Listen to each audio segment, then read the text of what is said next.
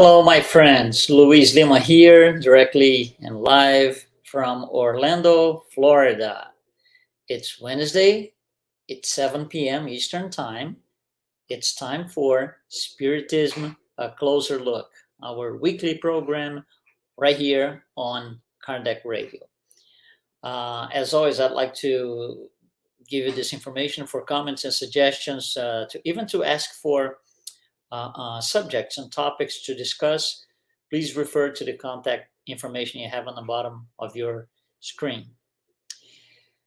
Well, tonight we're going to take a closer look at what we call destructive calamities.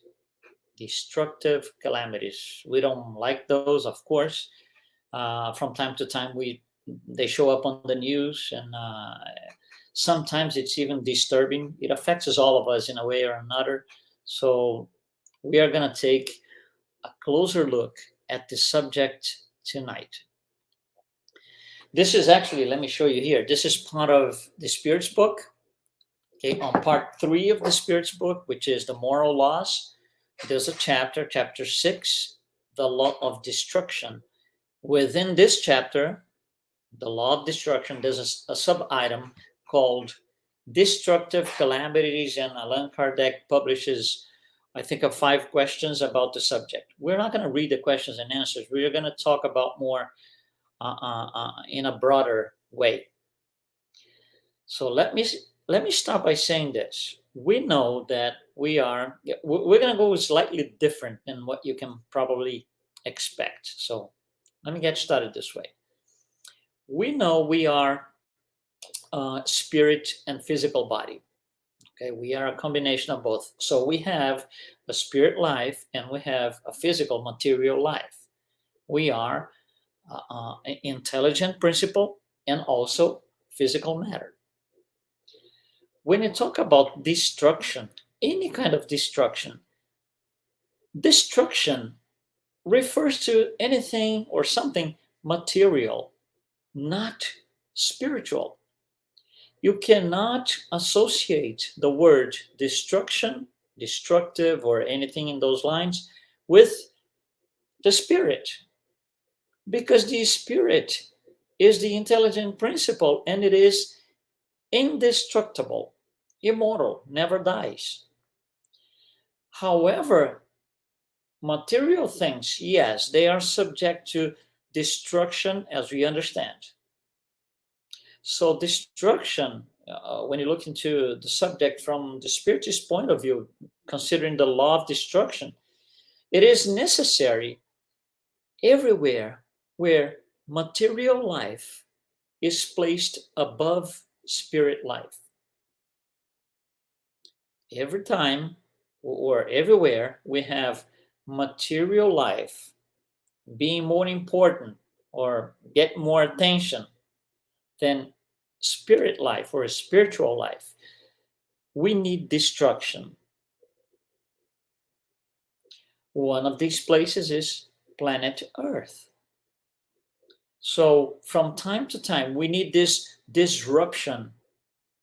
Otherwise, we do not progress. You see, destruction, as in Spiritism, it ties into evolution. Destruction means something has to be transformed. It's a transformation that helps the intellectual and moral progress of the spirit. It is part of the natural law. Nobody's doing anything that shouldn't.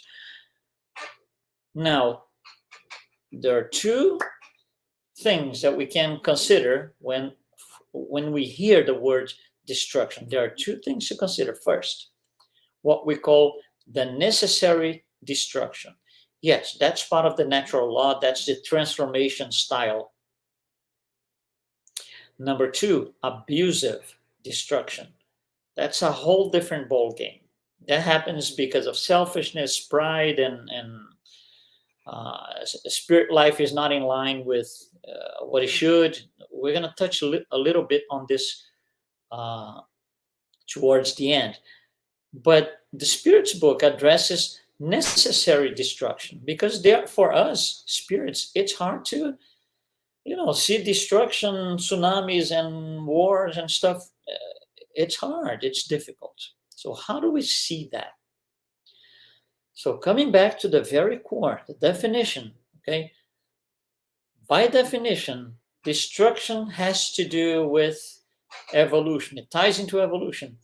It puts an end to a cycle which automatically sets the beginning of the next cycle. It is a temporary event that is necessary to mark the end of a cycle and the beginning of the next one. It ties into evolution. If we don't have that kind of destruction, the necessary destruction, a little bit more about this shortly. If we don't understand this, we're just going to rebel all the time. So from a higher realm, destruction is a form of evolution. Evolution calls for destruction of things that we can't accept anymore because we are more advanced. We want to be more advanced intellectually, morally. So certain things in the past, it's like we say in English, a very typical phrase: out with the old, in with the new. That's what the necessary destruction addresses.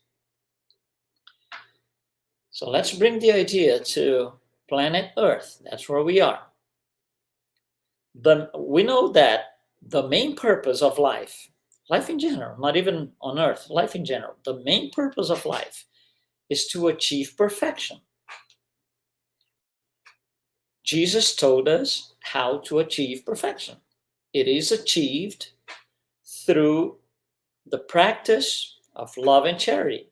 As you go along and perform acts of love, acts of charity, which comprise the main goal in life, that's how you advance. That's how we march towards perfection. Now, what happens with this in mind? What happens if we are on a place where there is lack of charity and lack of unconditional love, which is the love Jesus taught? So if we are in a place that there's a tremendous, if not 100%, almost 100% lack of charity and lack of unconditional love, how can we advance? Pay attention to this. It is necessary for the Creator to create situations that allows us, or even force us to be charitable, to practice charity, to practice unconditional love. There will be situations created by the Creator, by nature, that will put us in a situation that, this is happening. Oh my God, I need to do some charity here. I'm having a great opportunity, and we go for it. So the planet needs calamities from time to time because they set the pace. They open the doors for us to be able to create, or not create, but participate in doing charity, participate in feeling and interacting with people with unconditional love. So in every calamity that we see, people mobilize somehow, more for others, less for others, but somehow people are mobilized to help, or to say the least, feel compassion for those affected by whatever it was. You see, it's a necessary thing for us because we do not practice charity as we should. So situations need to be created where at one point we will be faced with situations where I put my two hands on my head and say, oh my God, this is happening. Let me help here. So we are forced in. That's why we need calamities. Calamities affect people in their pride and in their, it makes them feel their own weaknesses. And others have the opportunity to help and to serve, literally serve. That's how these opportunities are created, through these destructive calamities. Let's look at some examples of destructive calamities. We see these on the news from time to time, but going back in time, very many million years ago, the age of dinosaurs, they disappeared. Why? Because they served a purpose. That purpose, or whatever goal was achieved, they were not needed any longer. That's the destruction, the positive side of destruction we are trying to explain here. Here's another one, also back in time, the age of ice. Age of ice. It was necessary. The placement of water upon the surface of the planet changed because of the position and the cycles of the earth. So it changed. So yeah, there was a purpose into that. Tsunamis, earthquakes, hurricanes. For example, tsunamis, earthquakes, and hurricanes, to say the least, it triggers fundraising events, which is a form of material charity, but it is a form. It might not be, the best, the top type of charity, but it does help. It has a value. We need money at times, raise money to be able to serve others, to buy them food, to send them coats and clothes and whatever it was. So there's a purpose in those things. When we do this, when we go for a fundraising, when we, you know, get together and try to do something on the positive side, yeah, that's what we need to be doing more often. If we don't do it, we're going to have calamities. So when you look at calamities, these destructive calamities, from the spiritist point of view, we should not, and we cannot look at these events as punctual facts. They are part of a process. They happen within a context. We need to look at the context. Otherwise, we are going to be rebelling all the time. We need to understand this. For example, here's a simple thing. Let's say we just need to build another school for our kids, for example. So we find a place, we find the spot. This is a good spot. We're going to break the ground and start construction. When you break the ground, you're going to somehow, more or less, but somehow, you're going to interfere with nature. You're going to displace plants. You're going to maybe cut plants and trees. You're going to move grass from one place to another. There's interference, human interference upon nature. If you look at, if somebody, when you are breaking the ground, when you're cutting plants and so to clear off and start the construction, if somebody looks into that and say, they can say, these people are bad. They are doing a horrible thing with the plants and the grass and whatever else. You see, they're looking at this as punctual. But when the school is ready, it's going to be a great achievement. Now we have, a couple of hundred kids that can attend school. So there is a purpose behind all of this. We cannot look at calamities as a punctual fact, as a punctual event. These things are part of transformation. They are not plain destruction. Remember, we are talking about necessary destruction, natural law. So dinosaurs, they serve their purpose. Here's another one. Here's another form of destruction that happens every day under or before our very eyes, every single day. Human cells, they die all the time. They are destroyed and new cells are formed all the time. Our organs, our body has been replaced many times, depending on the organ, with new cells. We don't have the original cells that we had as a baby, for example, or as a young kid. Not anymore. And we don't look at our body right now. You're listening to me right now. You're not thinking, oh my God, I'm listening to this guy. Meanwhile, my body is being destroyed. My cells are dying. No. It's a process that became automated in our understanding because we understand there's a greater purpose. I cannot look into cells dying one by one, 70 trillion cells for each one of us, because we're going to go crazy. No, there's a purpose. The body grows, the body has its own cycles of evolution. Things have to happen to our cells so we keep going as a physical body.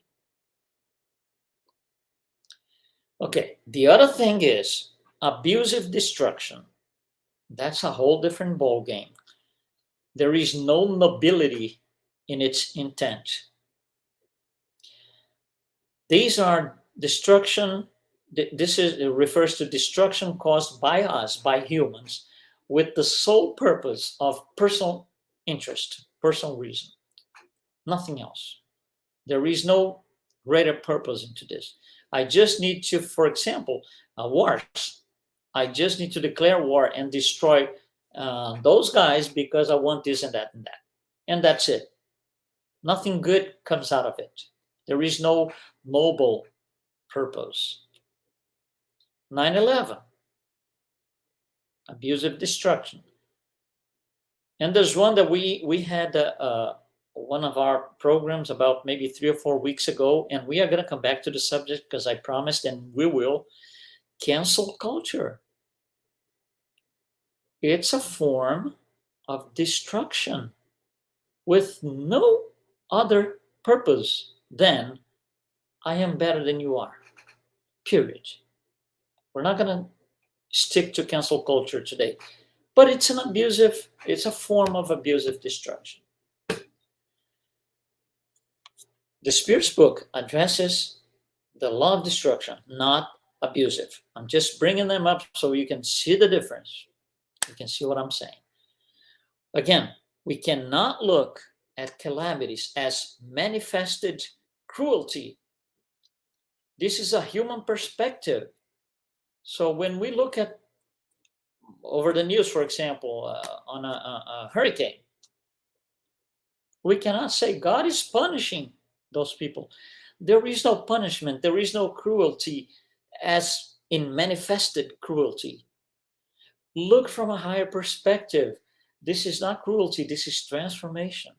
The world must evolve. So for that to happen, we need these events that we call calamities or catastrophes, whatever you want to call them. We usually see them as punishment, but that's due to our inability to comprehend and even value spirit life. So we look at material life and say, there's a lot of destruction here. People are dying, physically dying, physical death. But look at the other side, the spirit life. We can't forget, especially us, spiritists. It has to be clear to us. Calamities are part of the spirit life experience. They are. They will be incorporated into our own spiritual history once we get past them. They will be part as a purpose into all of this. You see, some of these events, they will convert competition into cooperation.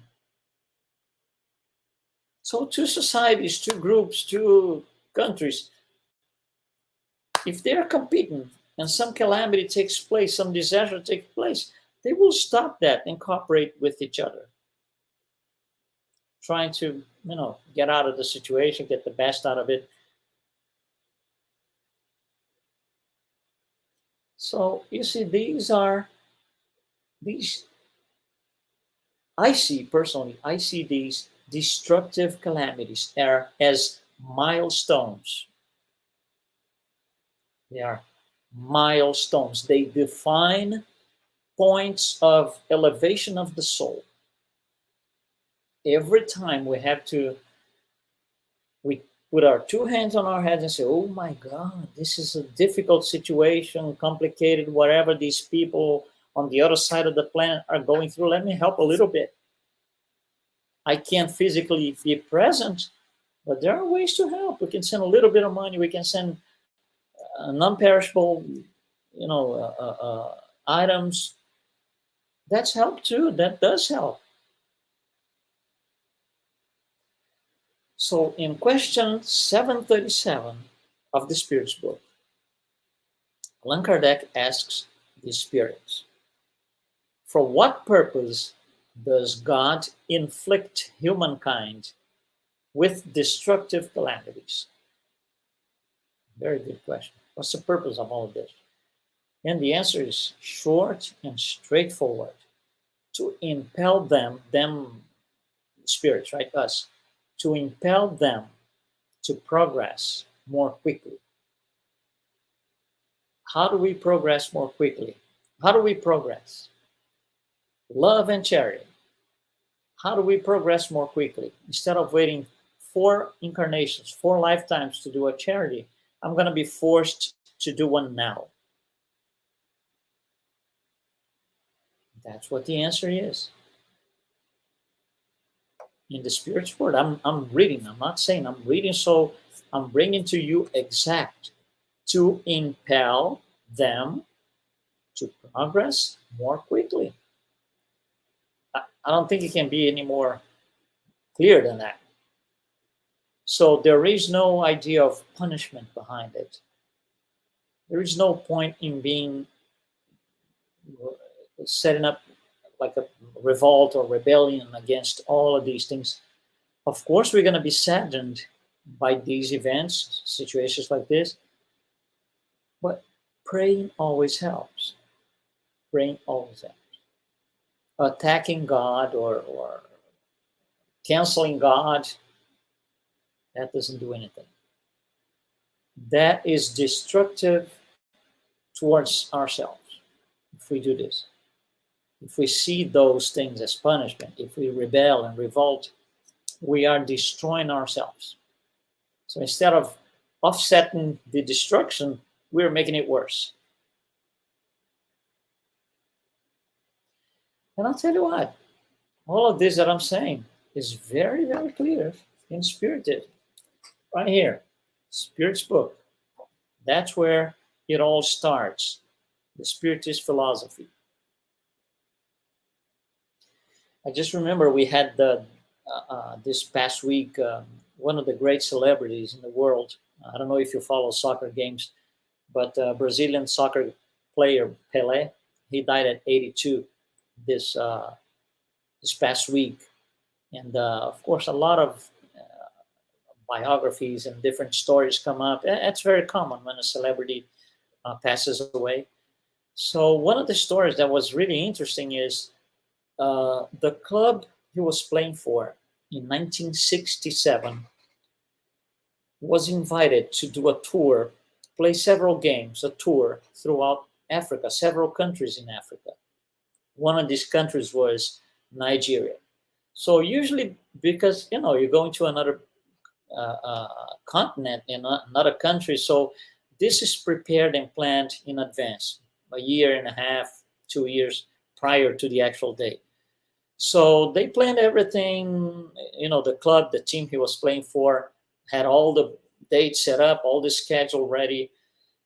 When it got time to go, to actually travel and do, in one of the cities where one of the games was planned to be take place, city in Nigeria called Benin.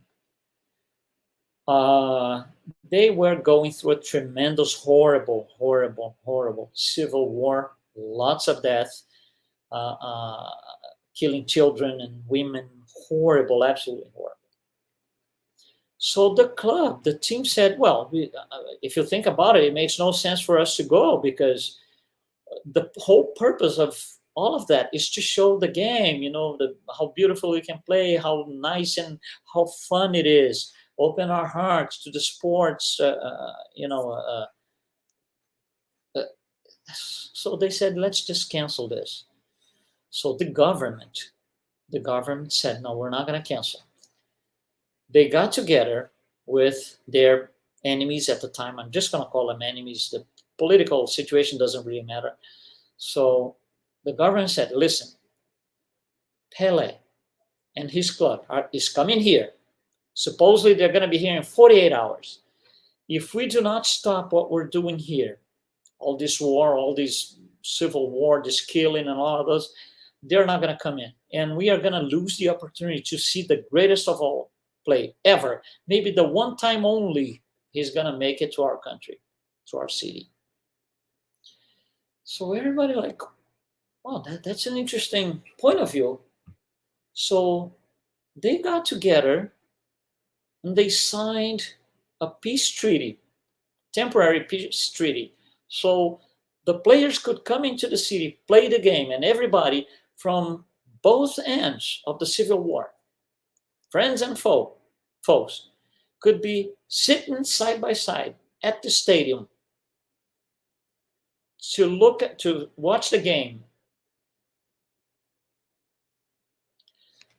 This is incredible.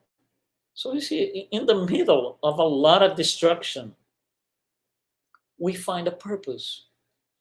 And when the game took place, the Civil War stopped for supposedly 48 hours, but it never got back to be the same intensity that it was before because it kind of didn't make sense anymore. People walked out of the stadium and said, well, my God, what I saw is really intense in terms of positive. I saw such a game, such a beautiful thing. So you see, this war kind of it didn't end. It would be wrong to say that it ended, but it took a different turn. It wasn't so bad as it was before. So it kind of, in a way, partially at least, partially, it converted competition into cooperation. Now, that war, just to make my point, was not within the law of destruction. That was an abusive destruction. It's fire set by men to kill men. But still, you see, the high realm found a way to make things take a different route and make it not as bad as it could have been. I just remember this as I'm talking to you. Just came to my mind because I've been reading about him, the Pelé, the Brazilian soccer player. Anyhow, no destruction, no abusive destruction, and calamities. They are not punishment. God is not punishing anybody. Revolting is no point. Makes no sense. Be saddened, yes, but pray for those who are undergoing those circumstances.